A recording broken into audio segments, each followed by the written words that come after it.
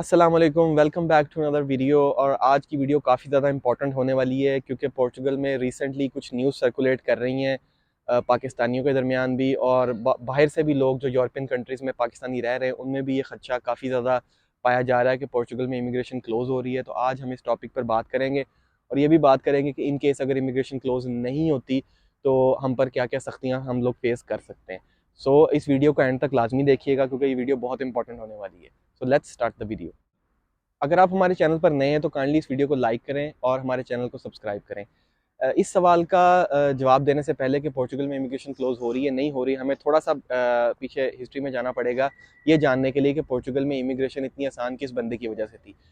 जो पोर्चुगल की ruling party के लीडर थे, जो गवर्नमेंट को सारा कंट्रोल कर रहे थे, एंटोनियो कोस्टा, वो खुद एक इमिग्रेंट थे और उन्होंने आके पोर्चुगल में अपना टाइम स्पेंड किया और वो पोर्चुगल के रूलिंग पार्टी के लीडर बने। और इस वजह से वो इमिग्रेंट्स के हक में थे और वो ये समझते थे कि इस तरह इमिग्रेंट्स यहाँ पर आएंगे, हमारे मुल्क में पैसा स्पेंड करेंगे तो हमारे मुल्क के हालात और बेहतर होंगे।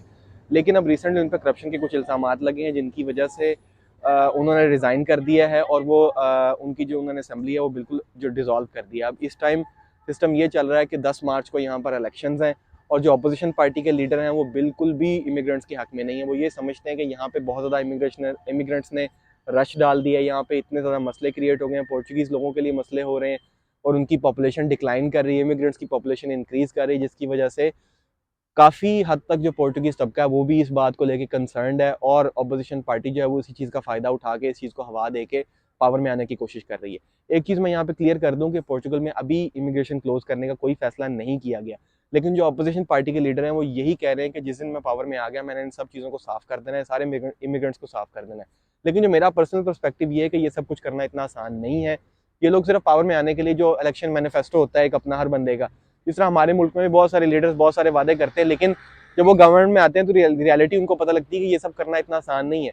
तो नो डाउट जब ये लोग पावर में आएंगे तो इतना आसान नहीं होगा ये सब कुछ करना, और for the time being might भी पॉसिबल 90 80 90% चांसेस है ये लोग इमिग्रेशन क्लोज ना भी कर सकें। लेकिन जो एक चीज़ होने वाली है वो ये होने वाली है कि यहाँ पे सख्ती ज़रूर होने वाली है इमिग्रेशन को लेके, फाइल लॉक के सिस्टम को लेके। इसलिए जो लोग यहाँ यूरोप में रिजाइड कर रहे हैं पाकिस्तानी, उन्होंने यहाँ पे अपनी फाइल लॉक करवाई हुई है, और जो पाकिस्तान से आने की जो कोशिश कर रहे हैं यहाँ पे पोर्चुगल में एज अ न्यू इमिग्रेंट, तो उन लोगों के लिए ये लम्हा फ़िक्रिया है। और अलर्ट हो जाएं वो लोग, क्योंकि आप अपना माइंडसेट बना के जब नहीं आते, जब आपको नई नई चीज़ें फेस करनी पड़ती तो आप बिल्कुल कंफ्यूज हो जाते हैं कि यार ये क्या हुआ है, अभी तो सब कुछ ठीक था, ख़राब कैसे हो गया।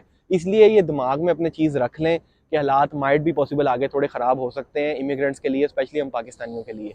अभी प्रॉब्लम इसका रूट कॉज ये है कि जहाँ 10 से 15 बंदों की ज़रूरत थी, यहाँ पे 200-250 बंदा यहाँ पर इकट्ठा हो चुका है। मिसाल के तौर पे ये बात बता रहा हूँ, यानी जिधर 10-15 बंदों की ज़रूरत थी वहाँ इतना ज़्यादा बंदा जब इकट्ठा हो जाता है उसको फिट करना मुश्किल होता है। जनाब पाकिस्तान में आप देख लें इतने ज़्यादा अफगानी हमारे पास इकट्ठे हो गए थे, तो उसका गवर्नमेंट ने कुछ खास किया नहीं, जिसकी वजह से उनको हमें वापस भेजना पड़ गया। तो यहाँ पे भी ये सिस्टम है कि गवर्नमेंट इस चीज़ के साथ कोप अप करने की कोशिश कर रही है, इसके साथ चलने की कोशिश कर रही है, लेकिन इमिग्रेंट्स की तादाद इतनी ज़्यादा बढ़ रही है कि उन्हें खुद समझ नहीं आ रहा कि क्या अब इसका करना चाहिए।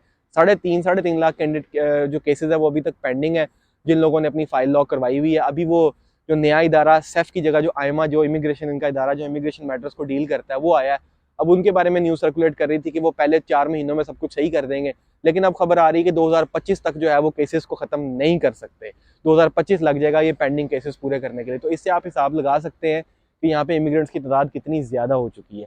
अभी मेरा सिर्फ आपसे इतनी रिक्वेस्ट ये है कि अगर आप पोर्चुगल आने का प्लान आगे कर रहे हैं तो काइंडली ये सोच समझ के आएँ कि आगे आने वाले हालात मुश्किल हो सकते हैं, टफ हो सकते हैं। और सबसे बड़ी रिक्वेस्ट ये है कि अगर आप पोर्चुगल आते हैं तो ये माइंड एक तो ये बना के आए, दूसरा अपनी गर्दन से सरिया निकाल के आए। यहाँ पे आपको कुछ भी करना पड़ सकता है। यहाँ पे आप चाहे पढ़े लिखे हैं, चाहे आपके पास 20 साल का एक्सपीरियंस है, 30 साल का एक्सपीरियंस है, it doesn't matter for these people.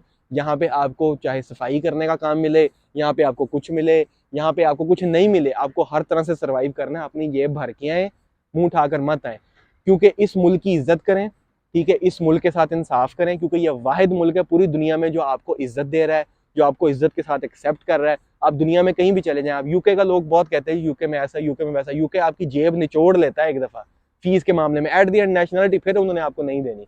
Canada के मामले में जाएंगे, कनाडा में मौसम की जितना सवेर आपको पता है, उसके बाद और जितने मसाइल है वहाँ पे, महंगाई कितनी ज्यादा बढ़ चुकी है, यूएस का वीजा हमारा वैसे नहीं लगता। और बाकी कंट्रीज की बात करें तो आप स्टडी बेस पर ही जा सकते हैं। यहाँ पे एज आप टूरिस्ट एंटर होके आप आराम से अपनी फाइल लॉक करवा के अपना काम शुरू कर देते हैं। ये आपको विदाउट एनी वर्क परमिट, आपको सिर्फ फाइल लॉक करवाने पे यहाँ पे ये लोग अलाउ करते हैं कि आप काम ढूंढ के काम कर सकते हैं। तो इस मुल्क की इज्जत करें, लीगल तरीके से यहाँ पे एंटर हों, ठीक है। और ये वाहिद मुल्क है जो आपको इज्जत दे रहा है, जो आपको नेशनैलिटी भी देगा आगे जाके, जो आपको कागज भी देगा, अगर आप इनके साथ सही तरीके से चले। अगर आप दो नंबरियां करेंगे, गड़बड़ करेंगे, तो आपके लिए मसला होगा। इसलिए यहाँ पे आने वाले टाइम में मुश्किलात हो सकती हैं, इस चीज़ को जहन नशीन करके रखें। और एक और बात मैं आपको बता दूं कि रिसेंटली जिन लोगों ने अपने टीआरसी रिन्यूअल के लिए दिए हुए थे और उनका काम काफ़ी ज़्यादा फंसा हुआ था, जिस तरह मैंने पहले आपको बताया, काफ़ी ज़्यादा केसेस पेंडिंग है।